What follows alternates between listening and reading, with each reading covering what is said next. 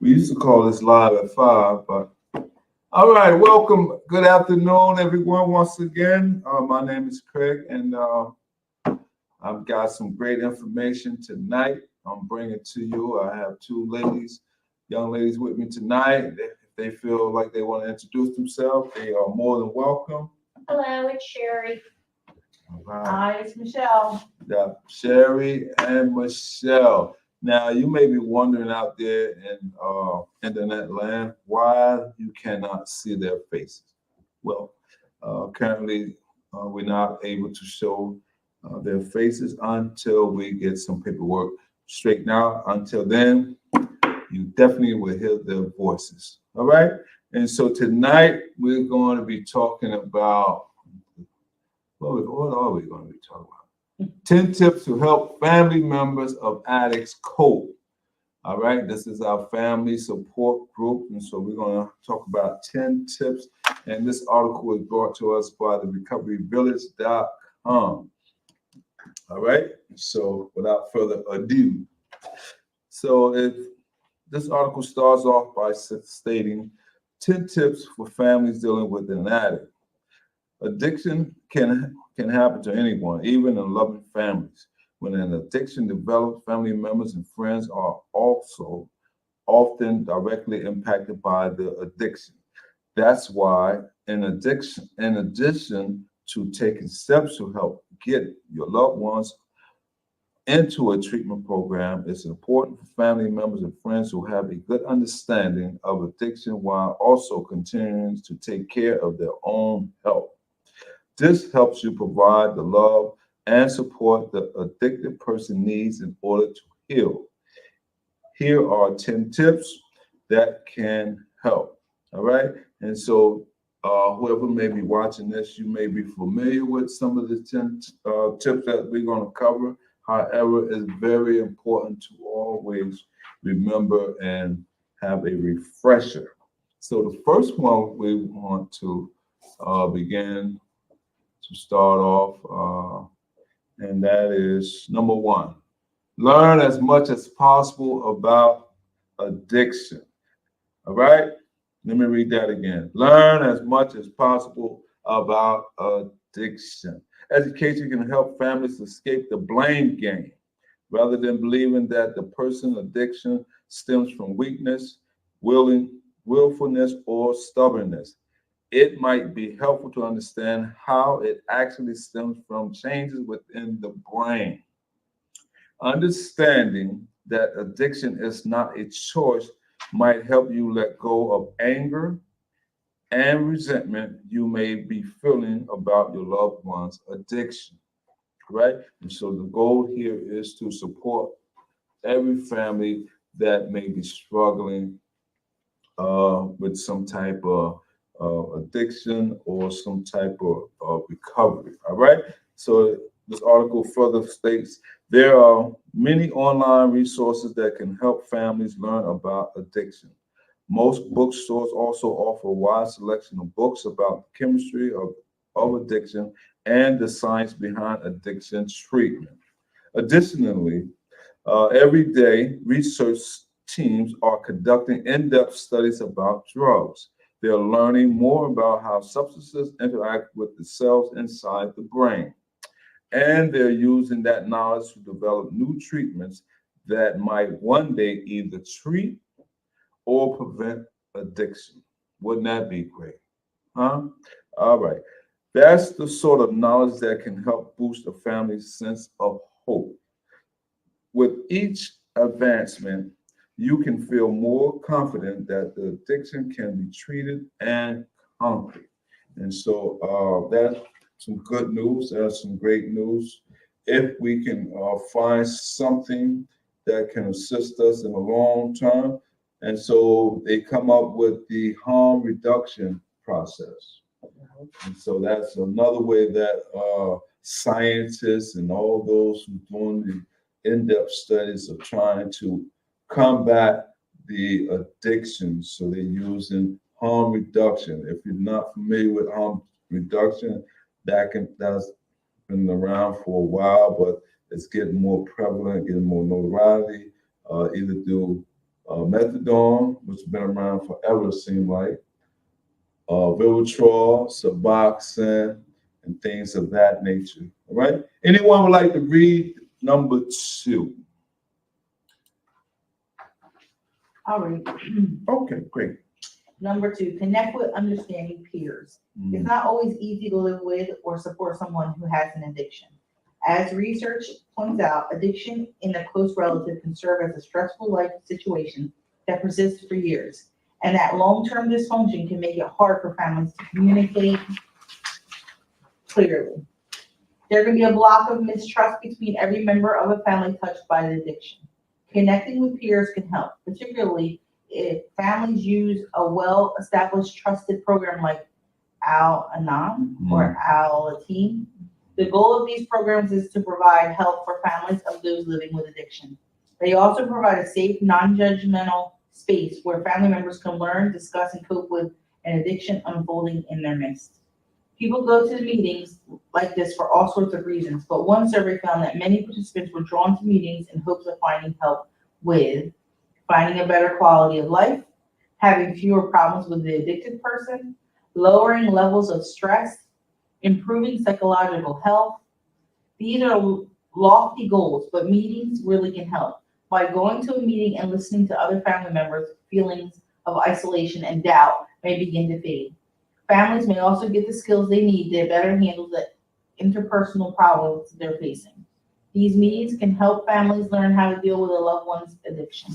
All right, and so that's some good stuff right there. Connect with understanding peers and also family members who may also be going through the same thing that you may be going through or I'm going through. And so there is a lot of support out there that I believe. A lot of times people are not clear of what a recovery support group or meeting look like and what it entails. And so you will have to be the judge of that. I can give you some insight. Most groups are non-judgmental. Have you ladies ever been to a, besides this setting? I attended online for Online? NA. And There, everything's non-judgmental. You can share if you wish. right.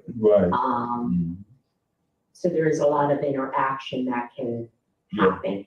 Absolutely. And so, what about you, Michelle? Online, I haven't done online. I've done, I've come to the AA classes here twice.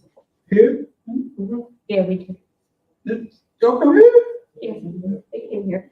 Oh, I never knew On that. our days off, wasn't it? I think, yeah. Yeah, on our days Oh, off. that was nice. I didn't I think know I that. came, what time did you come to?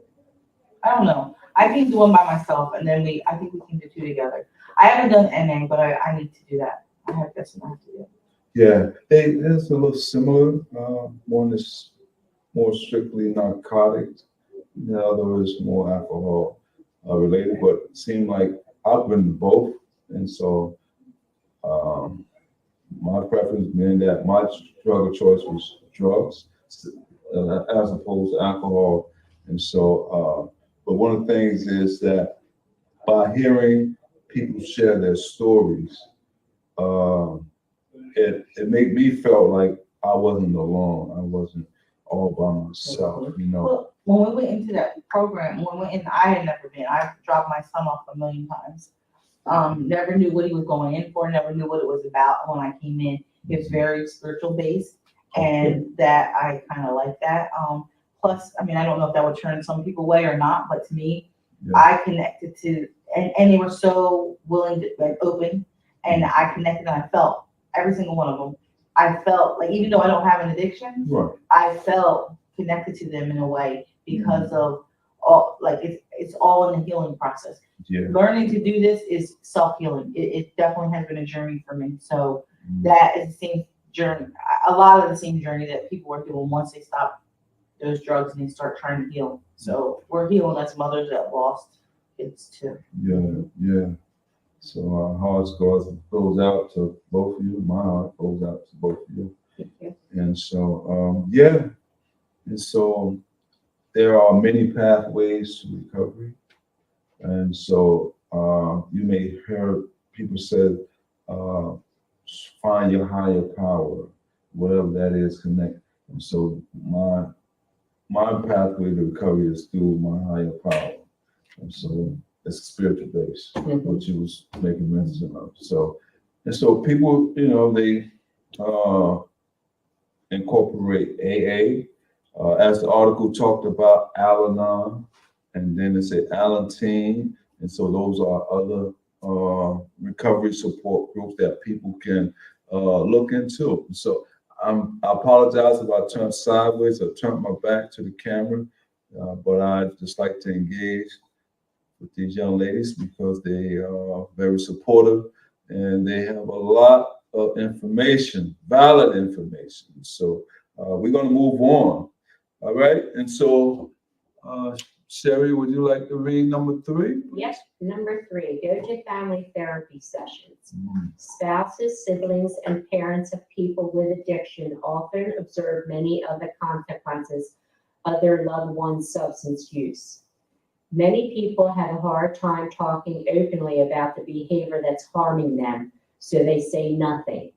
Family members can also become distant if they're tired of fighting with their loved ones.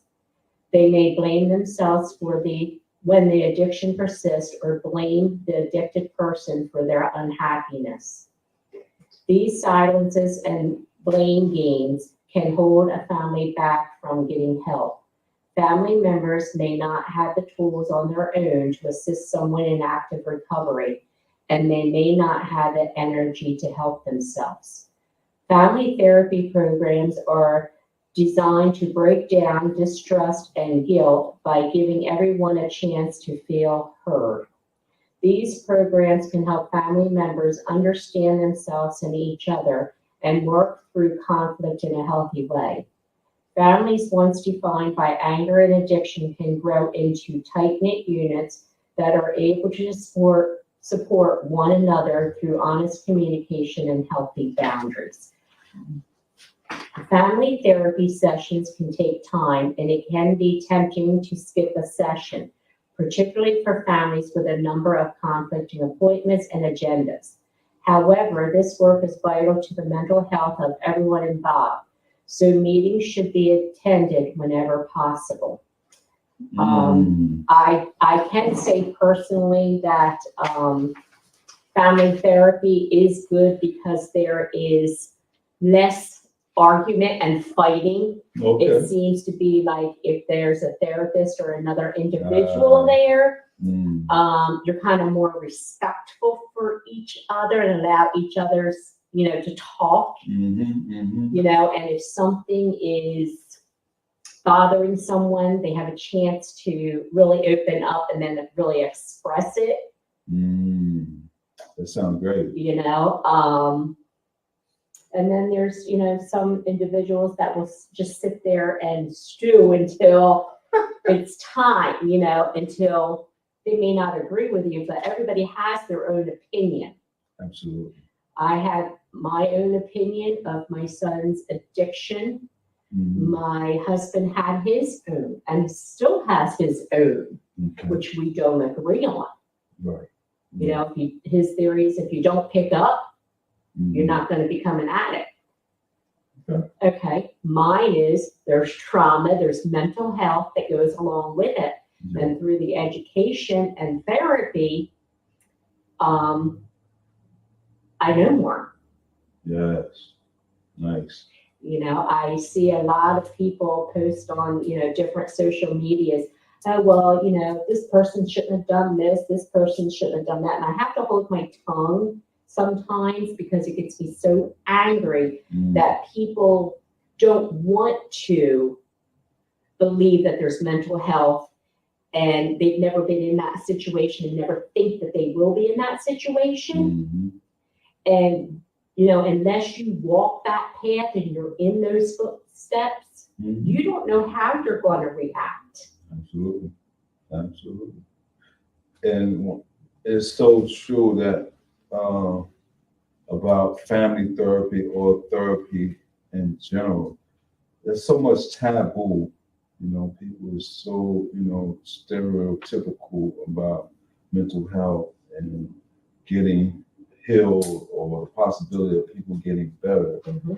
And so that's great that you said that, you know, that some people have their belief set or mindset of what it should be or what, you know, or what method will work and what doesn't. Mhm. But I'm on the open mind perspective that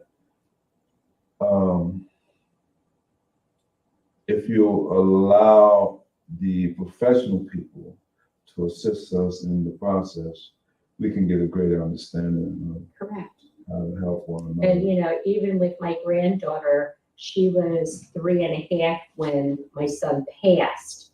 She knows that he's not around and, you know, so forth. Mhm. And she holds a lot of stuff in just like my son did. Wow. So I took her to therapy when she was 4.5, almost 5. Okay.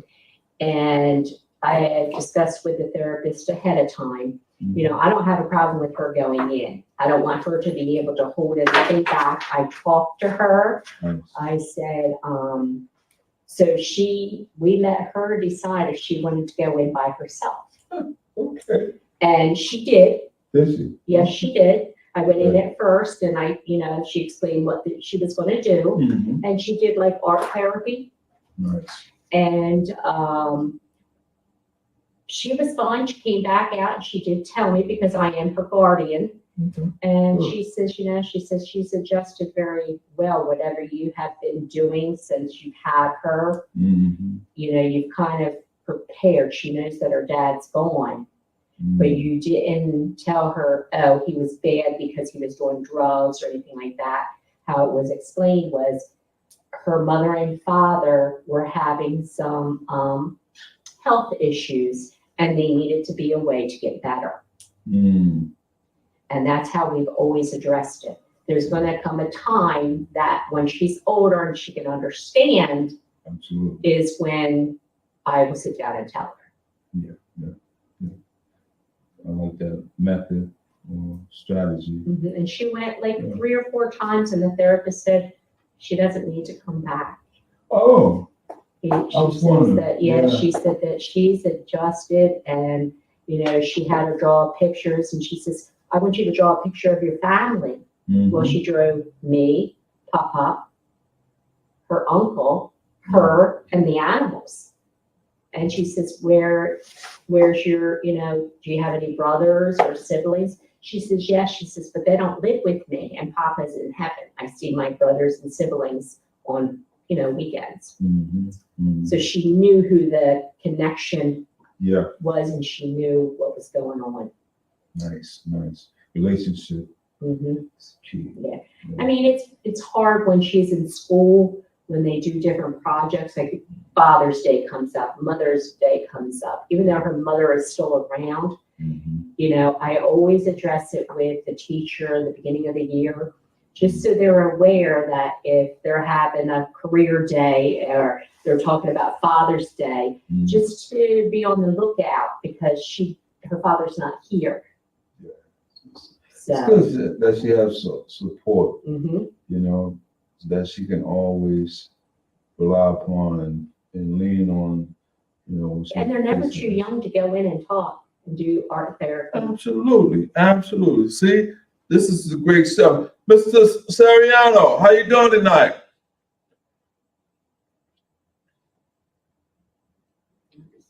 Turn your mic on for me.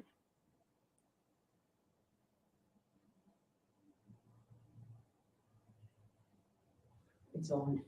Turn your mic on. Hit the button, you know, with the microphone. Just tap it. There you go. How you doing? It ain't working? I don't know what's going on with this phone. How about the bottom of your screen? You line them up on your screen. Well, it says must say your backstage only the host can see you.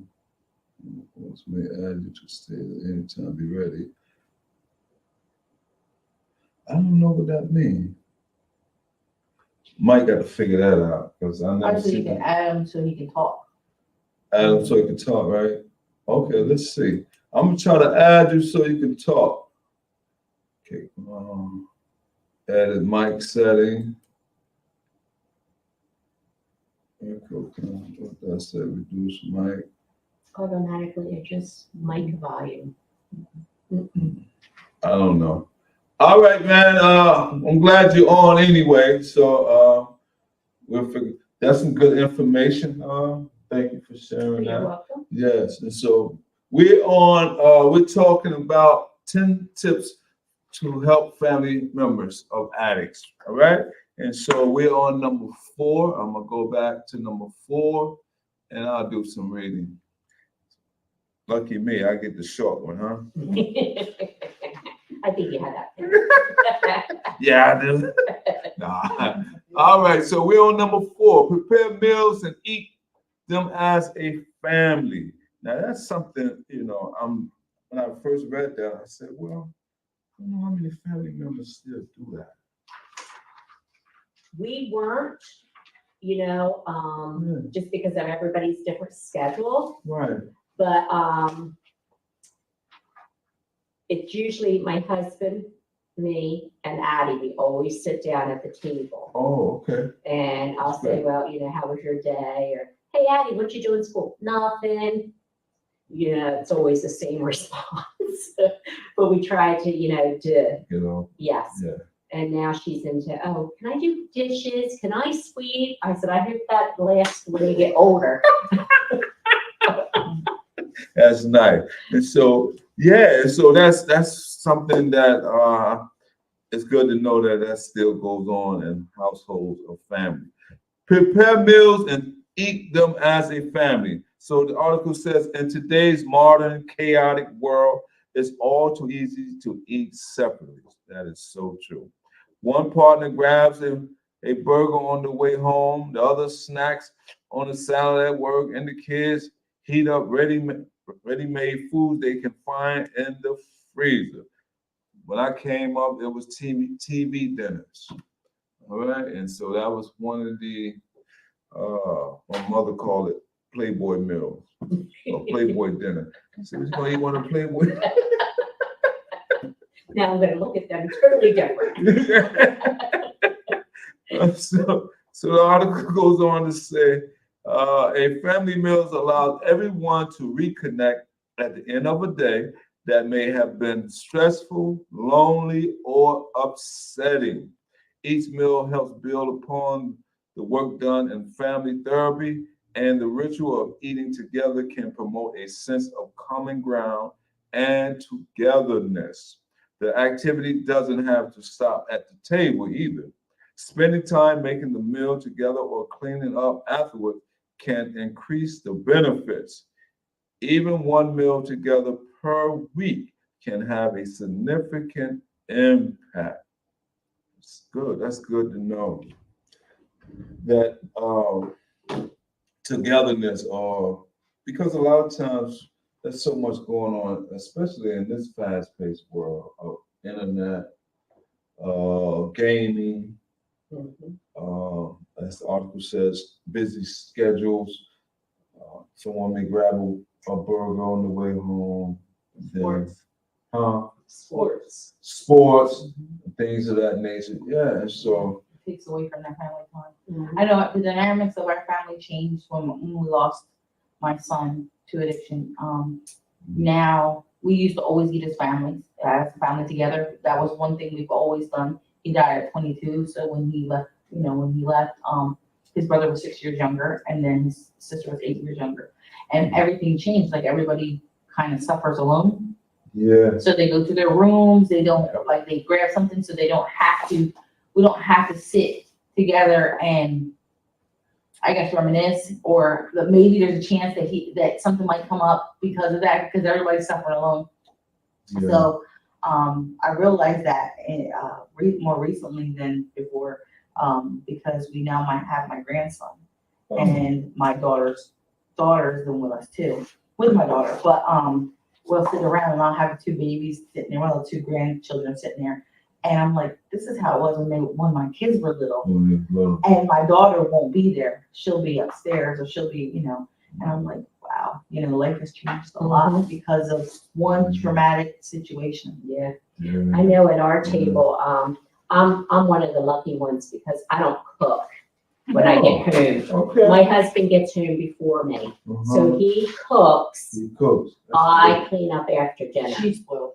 good. Uh-huh. So, then there's 2 days a week that, I'm here and we don't sit down because of karate lessons or whatever. So it's a quick meal. And that has, kind of worked for us. And I do know that, I think it was this past week. Yeah. Addie didn't want to eat what my husband cooked. She's very picky on things. She's always been that way. He made noodles with hamburger and stuff. Like a hamburger helper, but it was homemade. Oh, yeah, nice. So she refused to eat it because number one, the color. And I said, and I'm the one that always brings up her father's name. I'll say, your papa, when he was younger, he loved this. Unless I bring up his name, nobody else will say anything. Like my husband finally said, oh yeah, and shepherd's pie, he loved that. So she finally ate a noodle and a half. And that was it. That was it. Huh? That was it. Ain't that something? And she didn't eat the rest of the night. She's very, yes. Yeah. Mm-hmm. Very interesting. A noodle and a half. Yeah, a noodle and a half. Well, kids, gonna be kids. Did she eat any dessert? Anything? No, she wasn't allowed. Oh, that's right. A little discipline. That's right. That's right. Either you eat your meal, no dessert. Old school. That's old school. I'm not saying that happens all the time. Right. It's just that she So she knew. be 'Cause aware. I said, you have to try different things. If you don't try different things, you're not going to know. Absolutely. Yeah, you're right. You're right. And so, great stuff, great information, good info. And so I'm glad that we're able to share all this good, valuable information. So number 5, I'll read number 5. I'll give you ladies a break. You've been working all day. And so I'm not going to apply too much pressure on you. All right. I was ready. But You was ready? yeah, I was ready. Go for it. That's a long one too. Yeah, that's why I said, nah, don't be like that, Craig. No, Michelle can read it though. She's been out for a couple days. Yeah, she ain't been around for a couple of days. We'll take it easy on her, and so that she get back into the flow. Number 5, manage expectations.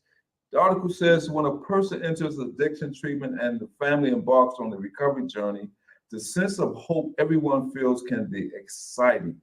Finally, the addiction issue is being addressed. Finally, things will get better. Unfortunately, it can take a long time for the behaviors and patterns associated with addiction to really change. The person may hold on to old habits or become frustrated with the recovery process. Sometimes that slow shift leads to disappointment. Okay, and so we have to be prepared for relapse. Recovery. Relapse is part of recovery, and so oftentimes people don't get it the first time because of situations or frustrations or whatever may come up.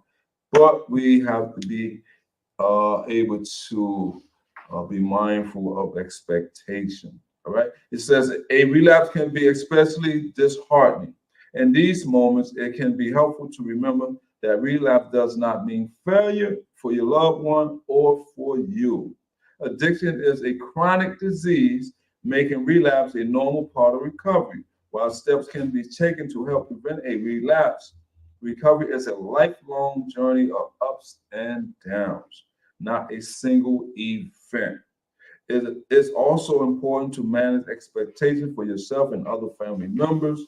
It takes time and effort for relationships to heal. Families and every recovery may make mistakes, and they may not be their ideal self, but they can still enjoy their time together and actively support one another. Even if things aren't perfect, they can still be more meaningful as you work together toward a drug-free life. Okay?